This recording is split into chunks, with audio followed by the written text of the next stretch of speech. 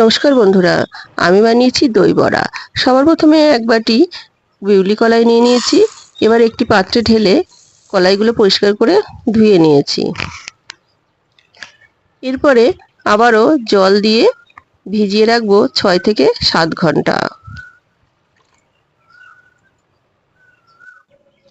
ডালগুলো ভিজে গেছে। এবার একটি মিক্সিং জার নিয়ে ডালগুলো ছেঁকে তুলে নিয়ে একটি পেস্ট তৈরি করে নেব।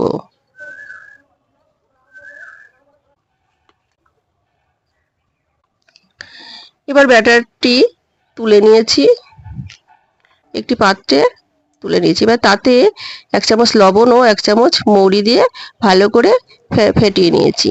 খুব ভালো করে ফেটাতে হবে, ফেটাতে ফেটাতে একদম ব্যাটারটি হালকা হয়ে যাবে।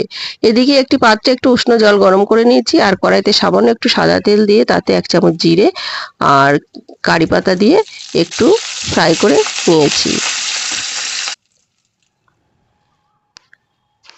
ওই উষ্ণ গরম জলে 1 চামচ লবণ ও 1 চামচ গুড়ের পাউডার, তোমরা চাইলে চিনিও দিতে পারো, আমি গুড়ের পাউডার দিয়েছি, আর ফ্রাই করে রাখা কারি পাতা আর জিরেটি দিয়ে দিয়েছি। এবার কড়াইতে তেল গরম করে কলাইয়ের ব্যাটারটি বড়ার আকারে তেলে ছেড়ে দিয়েছি।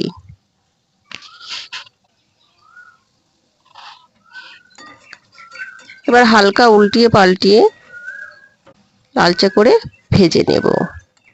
হালকা আঁচেই করতে হবে। সব বড়াগুলো একইভাবে ভেজে নিয়েছি। এবার ওই যে উষ্ণ গরম জল করে রেখেছিলাম তাতে বড়াগুলো দিয়ে দিয়েছি। যে মিনিট 5 ঢাকা দিয়ে রেখে দেব। এবারে একটা পাত্রে দই নিয়ে নিয়েছি আর দিয়েছি তাতে 1 চামচ গুড়ের পাউডার, একটু চিনি দিয়ে ভালো করে একটু ফেটিয়ে নিয়েছি। আর তাতে দিয়ে দিয়েছি সামান্য একটু ঠান্ডা জল দিয়ে আবারও একটু মিশ্রণটি ফাটিয়ে নিলাম। এবার ওই বড়াগুলো ওই জল থেকে ছেঁকে ছেঁকে তুলে নিয়ে দইয়ের ভিতরে দিয়ে দিয়েছি।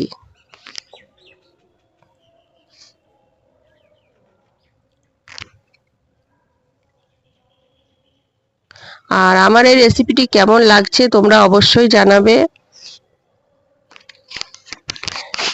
এটি সন্ধেবেলায় জলখাবারে খাওয়া যেতেই পারে। আর দেখো, এবার আমি সার্ভ করব। বড়াগুলো একে একে একটি পাত্রে তুলে নিচ্ছি।